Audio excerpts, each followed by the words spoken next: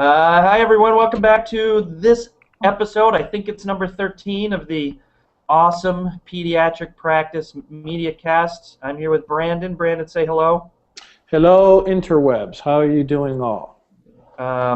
We rather than have a particular theme today, we're going to do a little house cleaning and hit a bunch of small items, things that we've been running into. We have some real goodies lined up for you with some special guest stars and so on and so forth. You're going to have to wait on that. But we have a bunch of small items, none of which warrant maybe an hour-long episode, but we have a series of 5 or 10-minute ones.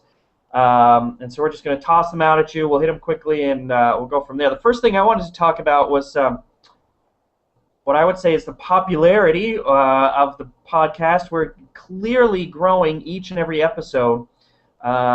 We've, got probably well over 100, 150 regular viewers. That is, on any given episode, we're getting that many people downloading the podcast and watching the video. The podcast is a little bit more popular than the video, but that's not always true. It's very interesting to me. I appreciate anybody giving us input about not only our topics, but anything we can do to improve the experience, whether we need to increase the quality of the video or the sound. I mean, we know that bothers us, like I'm sure it bothers you. If there are topics we need to cover, if there are guests you want to have on here, all Brandon and I are really trying to do is, in a conversational way that's not possible via email, drill into some of the things that we run into doing pediatric practice management work every day. And I can point out a series of moments during any one of our meetings where we got to a point of sharing information that we would never get to on the SOPA mailing list or perhaps even at one of our seminars or something, because it's in the middle of a conversation. So your input is greatly requested, and hey, if you've got a laptop or a PC with a camera, you're welcome to join us. All you have to do is raise your hand. I also think that what we have in mind about the podcast, what we originally thought was just simply recording, our conversation, which I always thought was very interesting. And if I wouldn't have been in the conversations, knowing how I kind of am, I would have enjoyed listening to somebody like you and me just kind of talk through things. So that was kind of the genesis of the podcast. But I also encourage. So we have a vision on what the podcast is, but we're certainly open to anything that you guys might want to contribute. And I also want to say that we're more than happy to have anybody online with us or on the podcast. So if somebody wants to jump on board with us and they have a good topic and something that they want to talk about or have us kind of comment on, I think that's also a good idea. So I also opened it up for that.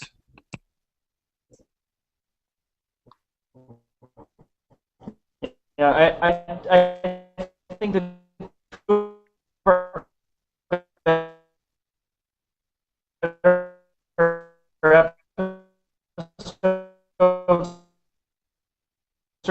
certainly were the ones with Paul Vincieri and Pat Whaley. At the same time, I think you and I are getting better for a very long time. The tricky part is ironically, is the technical part. If we were both in the same room, like two DJs for a bad morning show, it would be even better. So we'll see. I have some ideas in that regard. The next thing I want to talk about really quickly, I really have to thank everyone who participated in the compensation model survey that we sent out messages for on SOPA. Brandon got it tweeted for me rather. In a great way, he wrote about it on his blog. We had over 150 responses, really good, detailed responses. I think that's better than any MGMA survey ever done for peds. And given absolutely. These are private practice peds. Everyone who participated in it, who gave me contact information, is going to get a summary report.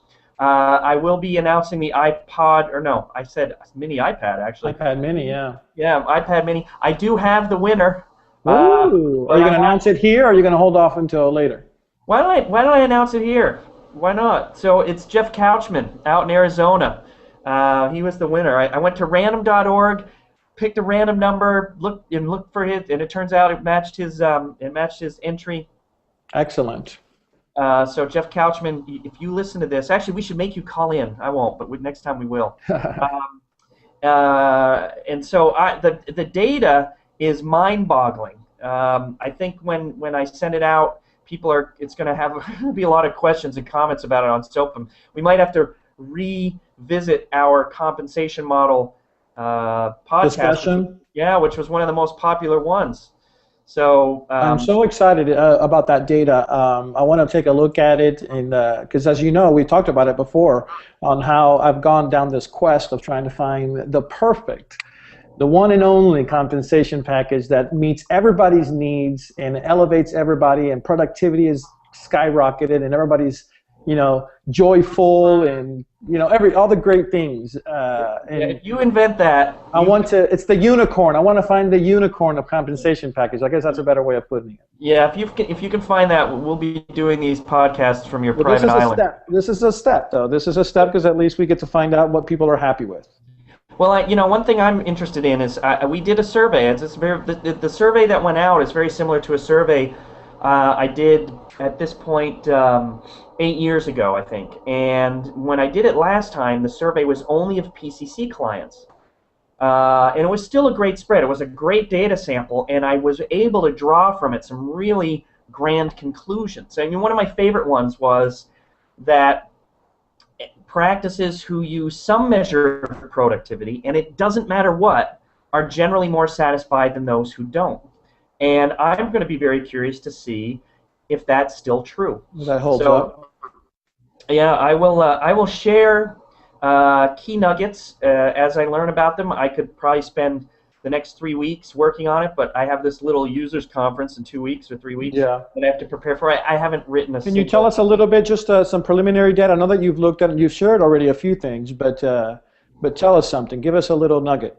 A little nugget would be that let me see. One thing that struck me, and I've just barely looked at it. I'll tell you what one thing I have to do in a second, but far more practices split the income equally among the physicians than most people realize. It's probably more than 30% of all practices still just split evenly. The remainder of the practices, as a rule of thumb, if I could break them into 3 categories. So you have the practices who do, that's probably close to 40%, that's my guess, without the data in front of me. 40% do salaries, equally distributed. 30% do total productivity, you eat what you kill. And then the remainder 30% do salaries with some productivity-based distributions. Yeah. And it's when I talked about that, I posted that little teaser on SOAPM. I actually had 2 emails from people saying, I can't believe that's true. I thought I was the only practice who did it. Yeah. And I personally, I think as you get to a certain size, as your practice grows to a certain size, that's harder to do. But if you are in a practice where it works and everyone's relatively satisfied, why would you change it? Right. Absolutely. Could you speak a little bit about, or have seen the data on roughly what was the size of the practices in terms of how many physicians that participated?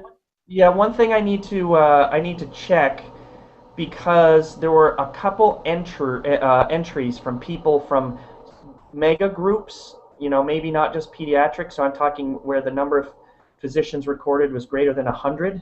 Yeah. So that skews the average sample quite a bit.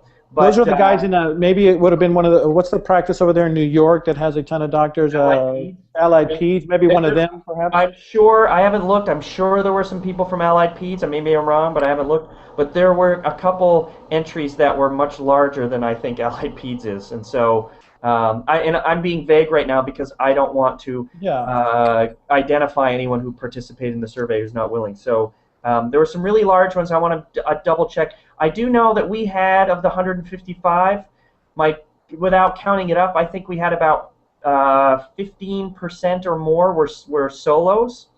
And looking through the rest were really between 4 and 15, which is what I expect to see. Yeah, that's good. That's good. And this time, one thing I did that I tried to correct on the survey, which I think is really important, I tried to identify within the survey whether or not the person taking the survey is a practice owner Yeah. or an employed physician, because last time I suspect that a good number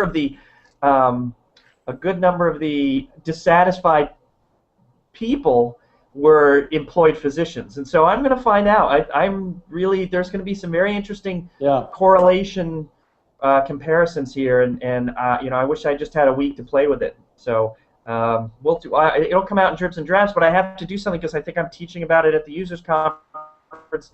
I know that Suzanne Madden and I submitted a proposal for the 2014 NCE. I mean, that's forever from now, but I suspect that there will be some seminars about this in the summer and the fall, which is a really good segue to something I wanted to talk about briefly. Last weekend, I was in Newark, New Jersey with Paul Ventieri, Brian Sylvie, and Rich Lander giving a practice management seminar. We had about 25 people in the room, and I thought it went very well. We had a great audience. People were really good about, you know, the give and take, asking good questions, the feedback, and there were a lot of SOAPM stalwarts on there. There were SOAPM people I've never met before, but you know, now we got to meet them. And Jill Stoller, whose office is nearby, the SOAPM chair, she came in at the end and took us all to get alternative beverages afterwards. It, you know, worked out really well. But what I find interesting is that here we are in the middle of New Jersey. We're at Newark Airport, all right? Everyone in New Jersey almost is within 60 minutes of the Newark Airport, depending on traffic. You're within 20 minutes or 2 hours, but you're within 50 miles, okay? Except for that, you know, except for the southern Philly part. And I know personally probably 30 practices within 20 miles, and none of them were there. And you know, I'm not talking about my participation in this, or you know, the part I was adding, but these are some of the classes they were teaching are classes that haven't been taught in my experience, and believe me, I know. For example, what? Give me one. Paul Ventieri did a class on accounting and cost accounting in pediatrics, applying the concept of cost accounting to running your business, which is like running a business 101. Yeah. How do you figure out whether it's profitable to do something? And it's not. This wasn't super hard work. This wasn't uber nerdy stuff. This is like really key information. And you know, afterwards, Paul was very happy. I was very happy. It was a great event. I'm glad we did it. Everyone there seemed glad. But my question is, why weren't there 50 people in that room? Why weren't there 75 people? So I'm asking you, I'm going to look right into the camera, okay? I'm asking you out there, for those of us who are desperate to bring to you practice management advice, content, help, what is it that you're looking for? What do you need? Brandon and I are doing all of this on our own work time. We don't get paid for this. We do this because we're desperate for people to all rise to the same level of awesomeness. And when someone like Paul Ventieri puts this seminar out, and it was like $300, okay? If you go to something like this, you learn one tiny thing. You get that $300 back by the time you get back to your office. Where was everyone? I don't get it, and I would love feedback about why. I mean, Brandon, you know, this is how you and I met, really, through these kinds of seminars, and I know PCC has produced. I mean, you know, I've been in probably 40, 50. I don't know how many I've done over the years, and it is, to me, it's still like playing roulette. We can go to D.C. and we can go to New York and get 150 people and run out of seats, and then I can go to Ohio or I can go to San Diego and have 20 people, and I can look around like San Diego has 500 pediatricians who need this help. Where are they? Yeah. So Brandon, you tell me, like, let's say I mean, because I've done shows in Chicago. You've been there, making faces at me in the back of the room, trying to get me to laugh. What as a practice manager, what is it that you think people need to say? I've got to get there. What do people in our shoes need to do? I don't know. Yeah, that you know, one of the just a comment on that. When I've gone to the NCEs and the SOPM track, and then I've also attended the social media, which is handled by I think it's called COCOM or something like that. It's the communication section of the AAP, and they talk a lot about social media and the media and how we can leverage it and everything. When I go to those two events, the people that are in those events are the people that do not need to be in that event. I've Right. always noticed that. So the people that go to the SOPM track and they listen to all those things do not need to be there, because those are the people, you know, that's the choir essentially. Same thing with the COCOM people. They're talking about social media, and everybody in there is tweeting about, you know, who else is in there and Facebook. Yeah. It's like, this isn't the people that need to be here. So I've Right. always thought about that. What we should do, and I say it kind of tongue in cheek, of course, it's ridiculous what I'm saying, but to some extent, I'm almost a little bit serious, where we should say, here's a SOPM event, and then at the end of right before it starts, say, oh, by the way, we switched it up. Now that you're all here, we're going to change it, and we're going to talk about something else. And then do the same thing over there on some of the other sections, just so we get other people in there that need to. And then, so anyway, so that's what I think. For me, at least the ones that I would like to participate, is just the time. So for example, every once in a while there'll be a few of them here, and they'll be all the way in the city, and you know, be on a weekday, and then I've got to drop off the kids or something like that, and then it becomes difficult for me to do that, even though sometimes, you know, I make arrangements and I go. And then the other thing that often kind of turns me off is the topics oftentimes are just, to me, I know they're necessary, but they're like boring.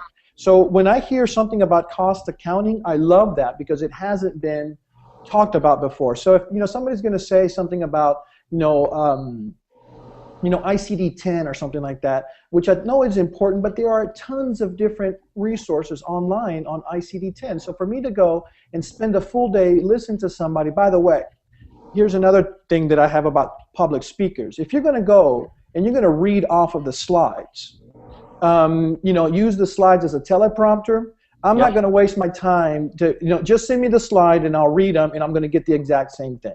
So I think that if you have a reputation of a dynamic speaker or something like that, you know, then that would be like, you know, Donnell Hawley, you know, is going to show up and I'm there. No matter where she goes, I'm going to be there. So I think that it's a combination of the topics, how you sell the topics, the time when it is done, for me anyways, and then also the speakers really have to be different. I also think, and this is something that you and I have talked about before, is that's why I wrote this down about the cost accounting, because I often think that we need to, for these conferences, bringing in unusual type topics, I think, are also cool. At least that's the level that I am at. I'm tired of listening to coding seminars, even though I go to them once or twice, but I already have a person, you know, Donnell, for example. I'll listen to her. There's a few coding seminars that I go to, but there's other things out there that I think that we should be exploring. And I kind of digressed a little bit, and I'm getting a little bit on my soapbox in terms of how conferences should be managed. But there's a little bit of everything in there, so that's kind of my answer. No, that's why we're here, and we want your soapbox a little bit. You know, at PCC this year at the users conference, one of the things we're going to try is we are having some sections that, rather than have the classic 2 or 3 hour class, which, you know, those are drudgery. Not, you know, 3 hours on CPT coding is just the worst. No matter how important it is, no matter how good the speaker is, it's just too long to talk about anything. So we have these sections, and you're in a bunch of them, I think, where we're going for 3 hours, but it's actually 6 30-minute classes. Yep. 5. And I'm hoping that what we do from that is that we can take a topic and break it into a bunch of discrete pieces, so that if you come to my class on patient recall, you don't necessarily get 90 minutes with 14 different things you have to think about. You're going to get 30 minutes, and you might get 2 items out of it. Yeah. But all you need to do is score 1 back in your office for it to make a difference. I'm hoping that helps, but I'm mildly despondent, and I agree. Half the time, the people in the room are people who've already been to this course with me and don't need it. You know, they need a class on something else, and the 5 people I can think of who do need it aren't there. Yeah, it's a tough nut to crack because even though most people's like, oh, I love webinars. Like I'm like, great, a webinar is great because I just have to stay home or from the office. I don't have to go anywhere. And I've signed up for a few of them, and I would say I only attend only maybe 10% of the ones that I signed up for. Oh yeah, you're the guy. Yeah, we Yeah, know him. yeah. So it's like and it kills me that I just think it has. For me, this is the personal thing. The I think that the old school way of how classes are taught are being dragged into this new kind of way of us consuming data or consuming content rather. And to me, it's boring me to death. So if I sit there and the slides are not prepared and the slides are just bullet points and they're just kind of going through, and then it's like 20 minutes thanking. I just want to thank everybody for showing up, and it's just like, just get to the meat of it. And then we're going to open it up for questions, and here's here's where you can ask questions. It's just like that sort of thing could have maybe been sent by an email or have a little thing on the side where just explain for people, and then people asking questions, can you hear me? And then after the person just mentioned on how to contact the speaker said, is this slides going to be online afterwards? These kind of like, come on, people. Yeah, it's a waste. Yeah, I agree. So I think that just the format of how it needs to be done, I think it just needs to change, and I think that if it would be a little bit, if we would think a little bit more about them in terms of how to deliver them, I think that it would be, I don't know, a little bit better. But that's just kind of my thing about why I don't think people are really that encouraged to do. Most of the webinars are boring. I mean, you sit there and people are, I mean, I almost fall asleep. People are doing other things. Yeah, the webinar format, I think a lot of people was going to be your saving grace because it's so much less expensive to produce a webinar than is a live event, and there's way less risk, but it's very difficult to give one. I know that I have a hard time giving a webinar because I need the interaction with people. I know if I'm in the middle of a talk and I get to a part of a talk and I can tell that I'm losing people, well, guess what? I skipped slides. So I'm like, oh, forget it. We're going to go on. Okay, you all understand this? Let's go. But when you're talking into a dead mic, it's just you and you can't tell what's going on. That's that for me anyway. I mean, you know how I teach. I'm kind of ADD, and so I need to walk around and I need to see people nodding and with it. It's hard to do. But here's the thing: we bring so that exact same format, which is already borderline boring, the seminar point. Yep. Just the seminar on its own is already a boring kind of format. And we have the benefit of seeing people and interacting with people, and yet it's still boring. And we're bringing that exact same format to the webinar with following the same thing of slide after slide, reading off of the slide, commenting, reading after the slide, commenting, and then expecting that somehow we're going to get a much better engaging, a more engaging. So that needs to be rethought. But anyways, I don't know what this has to do with anything. So I wonder if we should just move on. No, okay. Well, now let's just. I'll tell you. I'm going to give you a segue on it. So one of the things I like about live seminars that you can't get in a webinar, there's no replacement for it, is the interaction and the discussion. And we, in this meeting this weekend, something popped up in front of us that I hadn't verbalized yet, but all of a sudden it became really obvious. It was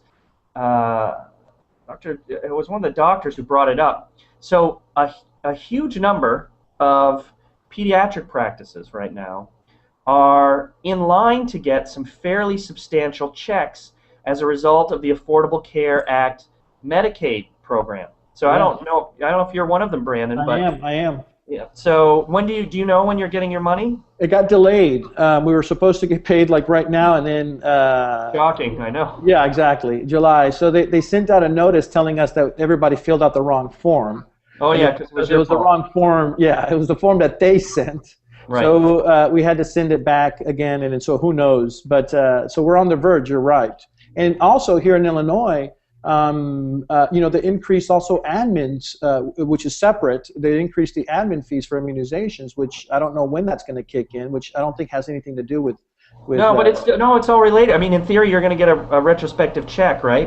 Yeah. Okay, so let me ask you, without revealing any numbers, because you may not even know, if all of this happens and you get paid sometime in August, is the size of the check you're going to get going to be big or small? more than $500, right? Oh, absolutely big, Yeah, big then. it's going to be big. And I mean, I have clients for whom this is going to be Hundreds of thousands of dollars hundreds potentially. of thousands of dollars. So here's Yeah. something that hadn't occurred to me. I mean, I knew it, but it hadn't sunk in. You're a pediatric practice. You get $100,000 or even $200,000, even $50,000 in August or in September. Unless you have a plan for that money, It's going to 40% vanish. of it's going right back to the feds. So this year, right now, I'm looking at everybody. And here's the thing. For those heavy Medicaid practices, I have practices who are 60, 70, 80, 90% Medicaid. You need to figure out what you're going to spend your money on ASAP so that you don't end up paying it back in taxes. And so that means, I have a very self-centric view of this, but I mean, if you don't have your EHR, this is the year to put a down payment on one, even if you're not Yeah. ready to install it. If you Yeah. don't, if you need a portal, if you need, That is awesome advice because I don't think anybody is thinking about that. yeah, I don't think anything is thinking about that. In fact, I need to think about that. yeah, that's why I'm saying I was like, wait, I got to get a message out about this. And what I'm telling people we should do, and when this hits, I'm hoping on SOAPM we'll discuss this. All right, our video will hit, it will come up on SOAPM. I would like people to start brainstorming the things that they need as business expenses that they hadn't thought of. And I'll tell you one thing where I landed with it. All right, because there's all the obvious stuff. You're going to replace all your computer equipment. You're going to upgrade, this and that. And here's the thing, though. You ready? This Yep. money is only going to last 2 years for Yep. most people.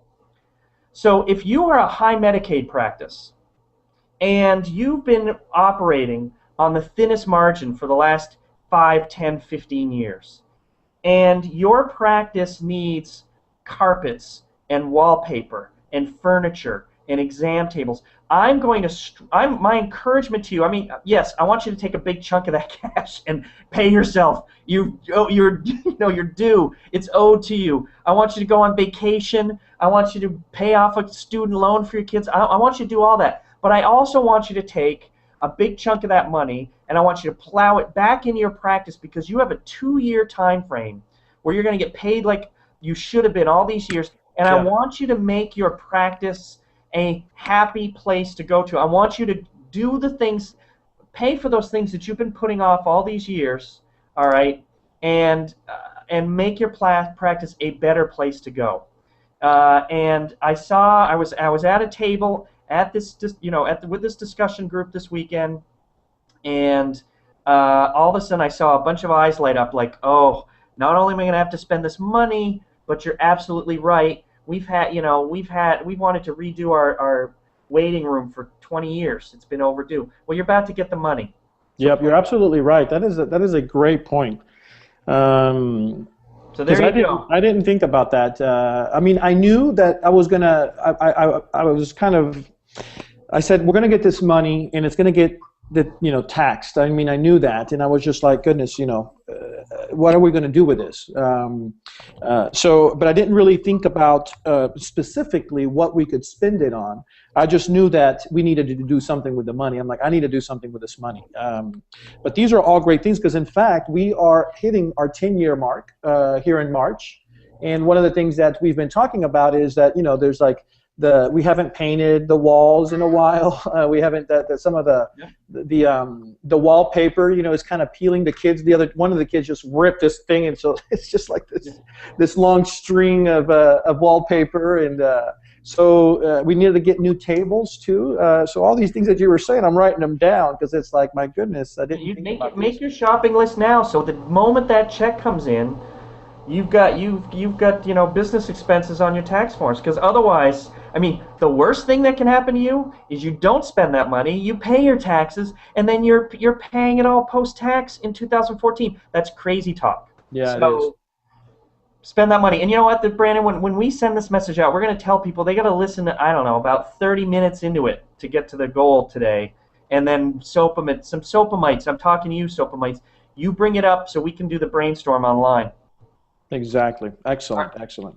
So I have another thing. I'll tell you what's been bothering me at PCC lately.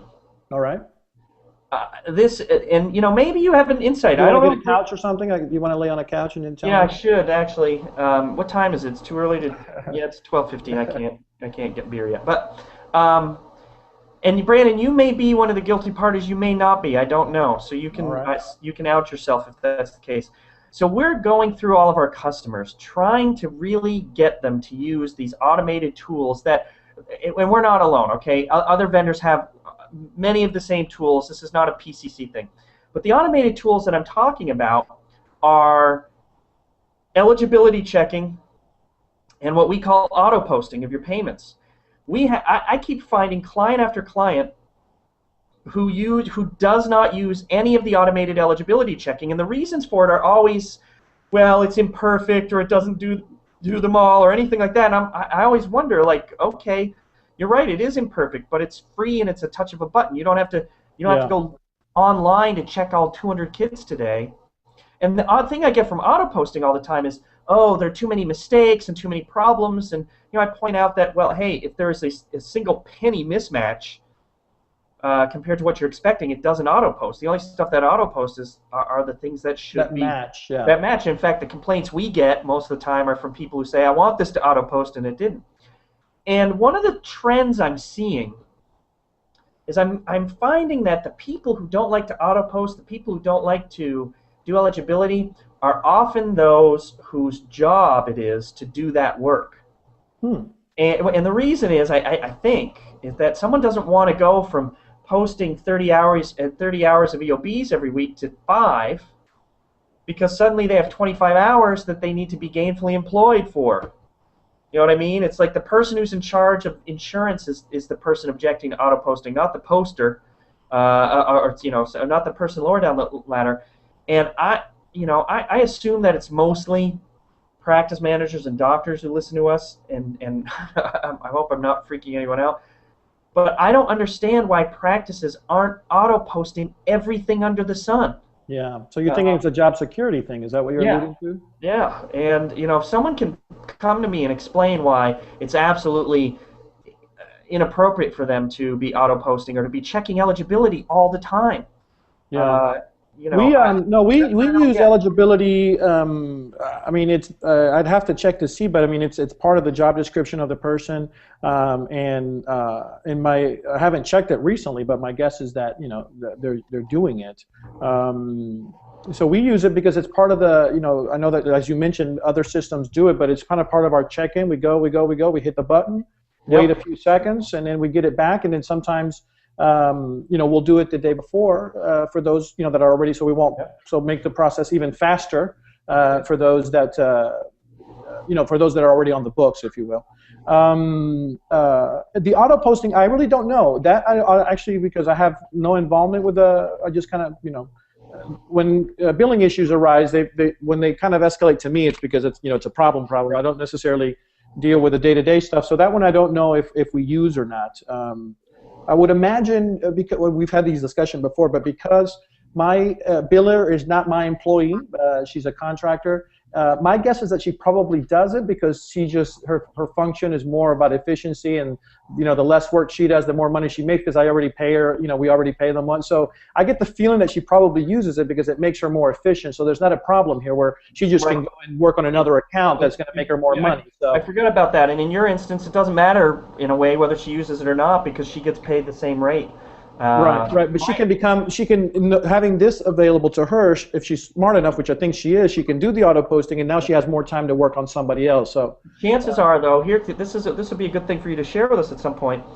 It does affect her whether or not your staff is checking eligibility at the time of service. Mm-hmm. And so, this is a complaint. PCC has to broker this every day. We get a call from the billers in an office, and they're upset because eligibility isn't being checked, and we're like, okay, make your front staff hit the button. It's not that hard. And the front staff says, oh, no, we have way too much to do because we're on the phone and on the websites checking eligibility. And it's just like, it's a vicious cycle. And what I did, I've always, now we're getting into a little bit to, practice management philosophy, but my philosophy, and I've been changing it a little bit, but I've always been, and I'll get around to the eligibility, it'll tie in. I've always been, my management style has always been, we're a team, and I never was really good about designated responsibilities, because I always thought that people were going to limit themselves to the responsibility. So it says, well, that's not part of my job description, so therefore I'm not going to do it. So I've always tried to back away from job descriptions, and everybody has to do everything essentially. So there are pros and cons with that, and I always knew what the cons were, but I was willing to deal with them. So the pros is that we have this team attitude. Everybody picks up the phone. Everybody checks something. You know, if somebody's in the back and then it's a nurse, that nurse is supposed to step up and check somebody in, even though she normally works in the back, etc. The problem is that when something would go wrong and somebody didn't do their job, I didn't have somebody specifically that I could go to. So I would kind of reprimand everybody. Yeah, I would reprimand everybody, and everybody was just like, well, why are you reprimanding me? I mean, I was in the back, and I'm like, well, you're still responsible for it. We lost as a team, and we all lost. Right. And I still believe a lot of that, but I have realized that I need to be more specific with the job description. So in order to address this, because we would have the same thing where it's like, well, I was checking somebody in and I couldn't be on the phone, or I was on the phone so I couldn't check them in. There's always this thing, and it is in fact true. I often like to work the front desk every so often for about a week or so, and I usually do it if somebody goes on vacation and we're short on staff, because this gives me a glimpse of what what they have to go through. So I know that what they're saying is true. So what I've done is just gotten a little bit more specific with the position. So when I was talking about how I was hiring and all this other stuff, I created somebody that is simply dedicated, and this is something nothing that I discovered. I think who's the kind of within our circles, she's famous for like seminars and doing that sort of thing. Woodcock is one. I think I don't remember her first name, but there's another one. Yeah. Elizabeth Woodcock, and there's another one. She's been around for a very long time. Gosh, what's her name? But anyways, okay. She's talked about this many times in her seminars, in her books, and all this other stuff about having somebody designated to do certain things and only do those things. So so my check-in person. I created her responsibilities on what she's supposed to do. These things are here that she has to do. But then I've also removed a lot of the responsibilities that she normally would have had as being in the front desk. So therefore, she doesn't answer the phones and she doesn't do other things, so that she has the opportunity to dedicate, to the check-in process. And then I can go after somebody. Now, everybody still has to help out if she's not there. But at least now, if there's not an eligibility check, then I can have somebody specifically to go. I also have a position which I'm trying to hire for that is essentially a phone person. They're not going to do anything else other than phone during the time that we're most busy. So they're the designated one. Because before it was like everybody has to answer the phone. The whole thing about it can't ring more than 3 times or whatever. And then so everybody was like, oh, I'm doing something, therefore I can't answer the phone. So the phone would ring 3, 4 times, and then somebody would eventually grab it right before. So what aligning kind of specifically on what each person has to do has helped me implement some of these things with auto posting, with eligibility, with checking, doing the recall. Because another thing, here's another example. It's just like we have to do the recall, but because it wasn't nobody's specific responsibility, the next day it's like, well, nobody did it because everybody else thought that somebody else was going to do it, or in fact they were busy, and then they forgot, they left, and then that was it. So anyways, that's kind of how I've addressed this thing on being specific on how to get people to do certain things, where I'll specifically address it in their job responsibility, but I will also specifically remove different tasks from them so they won't have the excuse to say, well, I couldn't do eligibility check because I was on the phone. We're back after mild technical difficulties. We are going to call it a day because we hit 6 or 7 topics here. Yep. And we will be back in a couple weeks, as usual, with a special surprise, I think. I hope. Yes, we will have a special surprise for sure. Yeah. All right. Well, thank you, and remember, tell all your friends. We'll talk to you soon. All right. Bye-bye. Bye.